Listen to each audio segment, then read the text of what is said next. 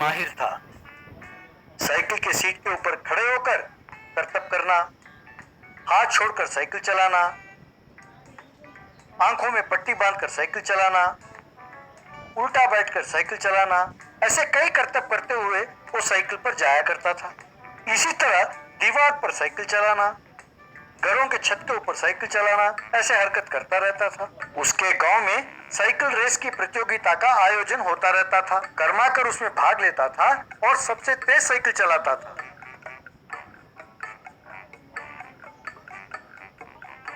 इसीलिए हर बार पहला इनाम उसे ही मिलता था। इससे उसे घमंड होने लगा। एक दिन बाबू नाम का एक युवक नया साइकिल खरीदकर कॉलेज साइकिल लेकर आया। उसे देखकर कर्माकर, क्यों बाबू, नया साइकिल खरीदा है क्या? अरे कौन से कंपनी का है, कितने का है? हाँ यार, मेरे पिताजी ने कहा था कि यदि मैं एग्जाम्स फर्स्ट क्लास में पास हुआ तो वो मुझे एक नया साइकिल खरीद कर देंगे, इसीलिए खरीद कर दिया है यार।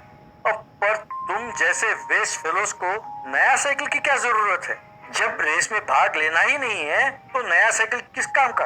अरे कोई सेकंड हैंड साइकिल खरीद सकते थे यार। मुझे तेरे जैसे रेस करने की आदत नहीं है और ना ही मुझे शौक है। नया साइकिल सिर्फ रेस के लिए ही इस्तेमाल करना चाहिए, ऐसा कहीं नहीं है यार। अब मुझे छोड़ दो यार। अरे ऐसे लाचारे की बात क्यों करते हो? नया साइकिल तो खरीद लिया, पर तुम में ना दम है ना हिम्मत, इसीलिए डरपोक की तरह ऐसे तुम बातें कर रहे हो। यार देखो, मुझे ना उकसाओ, ज्यादा भड़काओगे तो ठीक नहीं होगा, कह देता हूँ।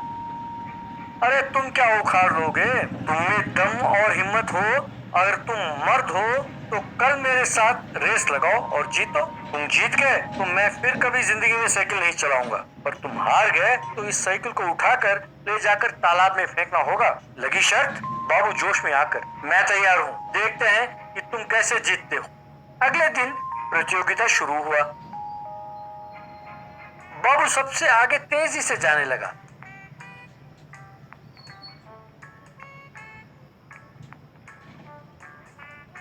तभी कर्माकर बाबू के आगे निकल गया और वो विजयी रेखा को पार कर गया।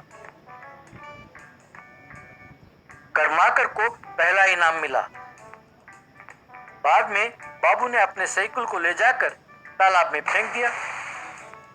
देखा, मुझसे पंगा लोगे तो क्या होता है, हा?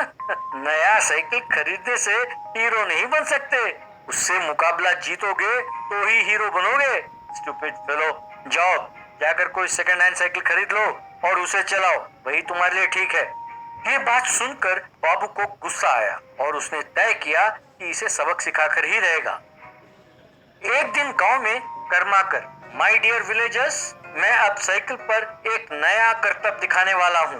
वो देखिए, उस रैंप से इस रैंप पर साइकिल के साथ छलांग लगाऊंगा। इन दोनों रैंप के बीच में कुछ लोग लेट सकते हैं। मैं उन्हें कोई हानि ना पहुंचाते हुए उनके ऊपर से साइकिल को ले जाऊंगा। आइए, निडर होकर यहाँ लेट जाइए, कहकर आवाज देने लगा। बाबू ने ये सब सुना, तब उसे एक उपाय सूझा। कुछ लोग उसके कहे अनुसार ही आकर लेट गए। वहां एक पहलवान से कर्माकर, दादा तुम आकर लेट गए तो ये मैं शो शुरू कर सकता हूँ, आकर लेट जाओ दादा प्लीज। ना भैया, अब मुझे छोड़ दो, मैं नहीं आऊंगा, किसी और को देख लो। अरे इतने बड़े पहलवान हो, तुम डरोगे तो कैसे चलेगा दादा? अरे मेरा विश्वास करो, तुम्हें कुछ नहीं होगा, कहकर जबरदस्ती उसे खींच कर ले आया। यूं पहलवान भी वहां लेट गया। बाद में कर्माकर तेजी से साइकिल चलाता हुआ आने लगा। बाबू एक बैलून पकड़कर खड़ा था। कर्माकर रैंप पर चढ़कर साइकिल के साथ तेजी से हवा में उछला। ठीक उसी समय बाबू ने ठप करके गुब्बारा फोड़ा। बस उस आवाज से घबराकर कर्माकर का संतुलन बिगड़ा और वो सीधा जाकर पहलवान पर गिरा। अरे मर गया रे, हे भगवान, मर गया, कहकर चटपटाता हुआ वो चिल्लाने लगा। बाद में पहलवान उठकर कर्माकर को पकड़कर, क्यों रे, अरे मेरे मरा करने पर भी मुझे तुमने जबरदस्ती लिटाया, अब तेरी वजह से मेरी कमर टूट गई है कमीने, कहकर उसे मुक्के पर मुक्का बरसाने लगा। तब से कर्माकर ने यूं करतब दिखाना छोड़कर साधारण रूप से साइकिल चलाता हुआ जीवन गुजारने लगा। Giant wheel car. माधवपुर नाम के गांव में शुभम नाम का एक लड़का रहा करता था। उसे हमेशा Guinness book of world record में अपना नाम शामिल करवाने की